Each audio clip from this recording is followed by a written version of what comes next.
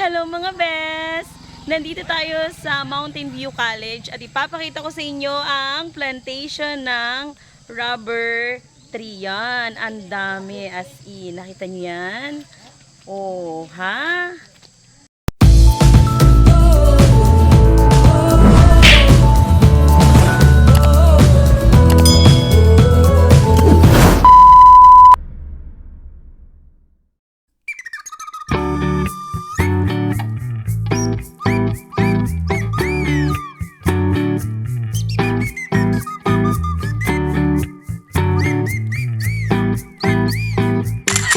I-interviewin natin yung may-ari, si Mr. Makoy, Jabez Mahilong.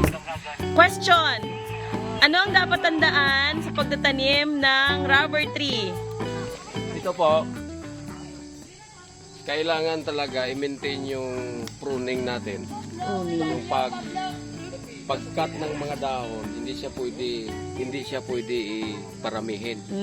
Kasi pag may hangin, madali lang ito masisira, bumagsak. Because ito yung rubber tree, pag tanim mo, tulad ngayon, hindi nyo pa makikita na kinuha na ng latex. Latex.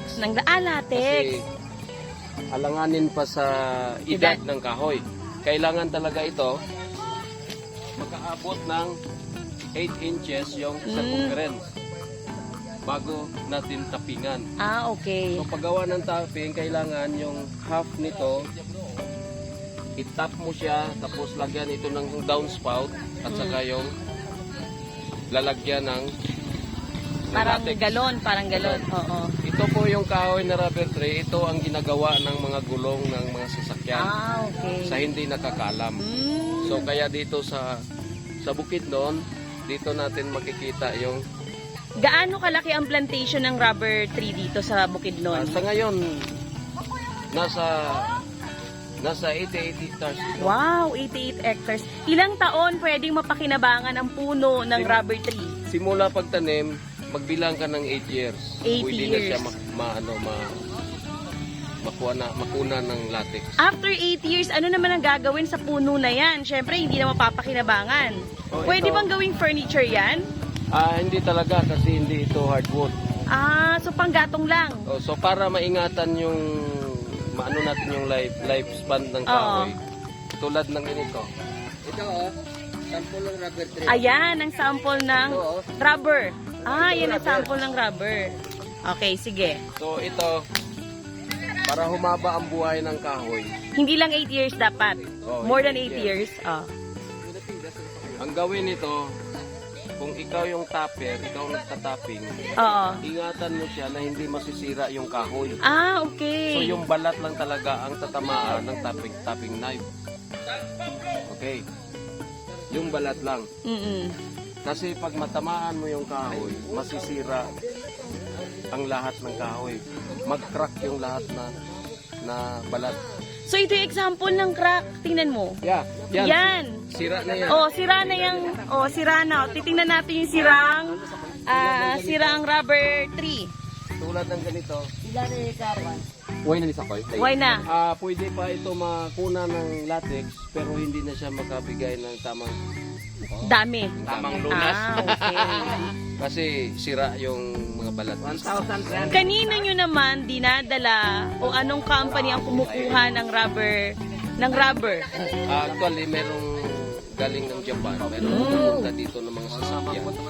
So, ang pagkuha nila before 8 months, pumunta sila para marami kaming stocks. Every 8 months. Every 8 months. So, ibig sabihin, yung na-harvest nyo, ano yan, every week ba kayo nag-harvest? Yeah.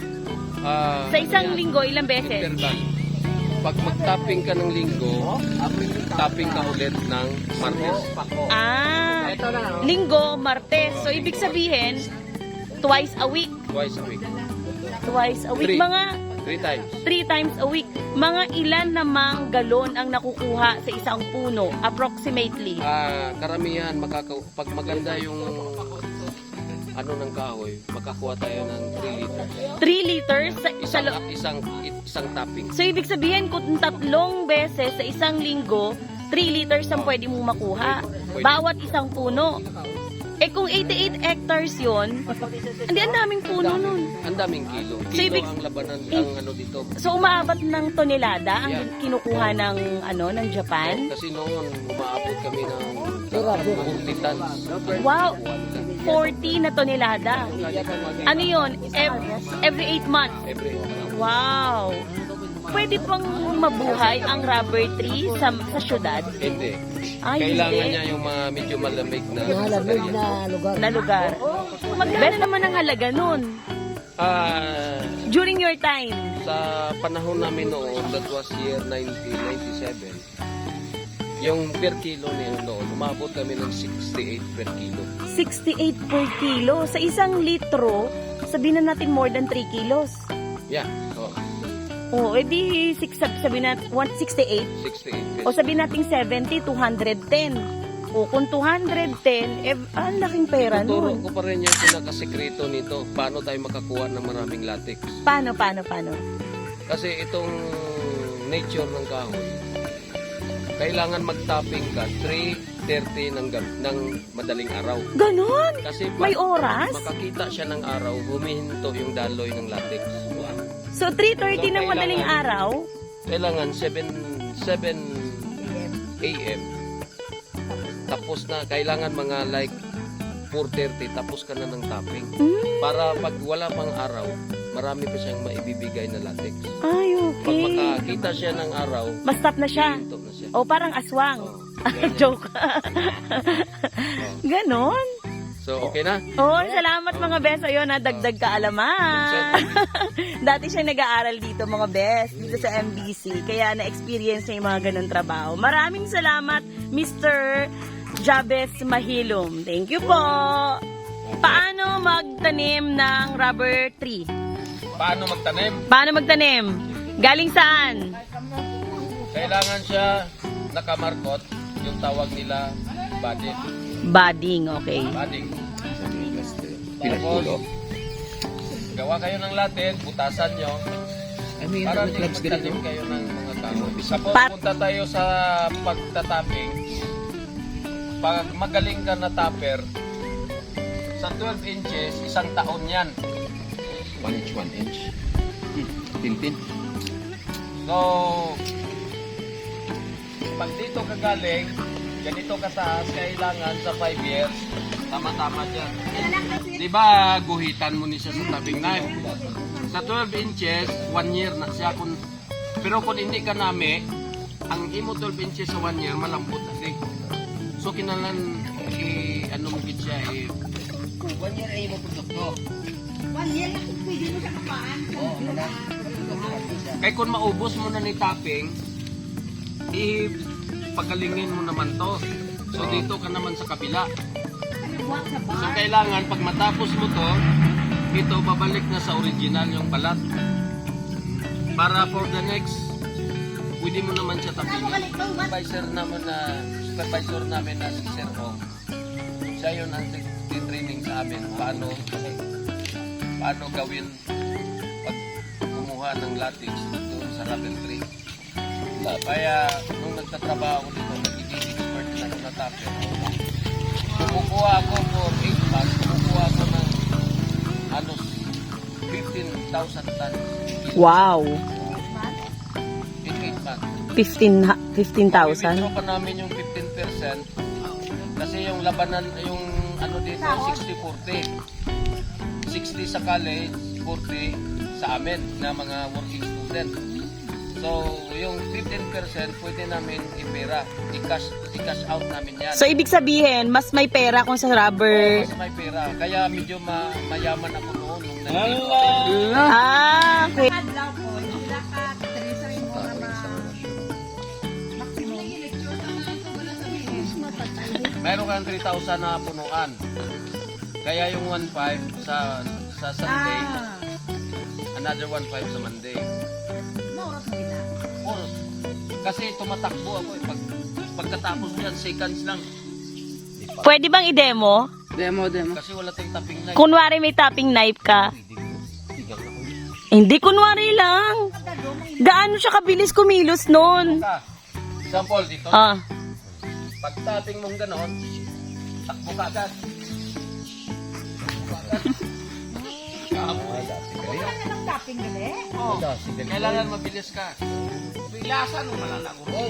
Yung rubber tree na nagawaan mo noon, hanggang ngayon, nandyan pa dyan. Nandyan pa, nasa Kisalon, tapos sa nasa, Masyado na siyang malaki. sa Upper Paradise. Masyado na malaki.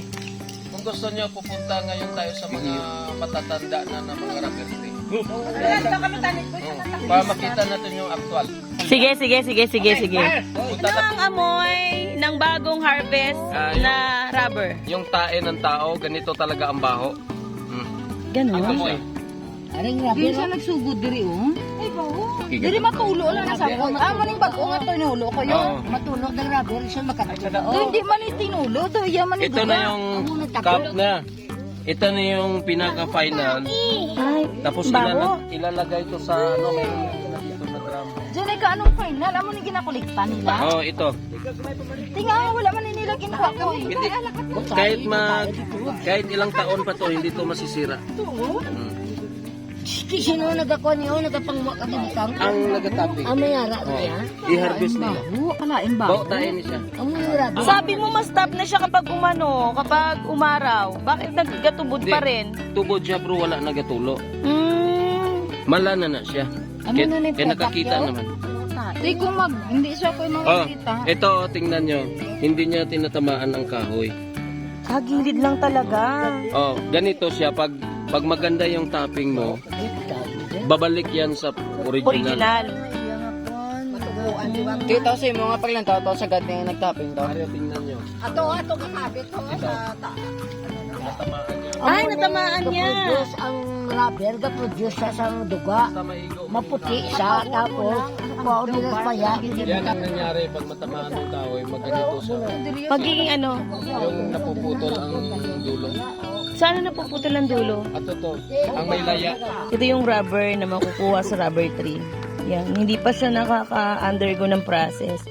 Pero parang ito na yung ano, yung usual na goma. Actual. Bet, pasensya lang. Ang daming maiingay o nag-i-interview ko. Ngiingay nyo eh.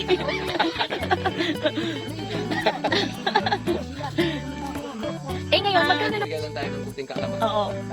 Cut. Kahit medyo hindi ako mayari. Hindi siya mayari. Nagpa-vlog kami kasi dito ako nagtatrabaho noon. Tagalog.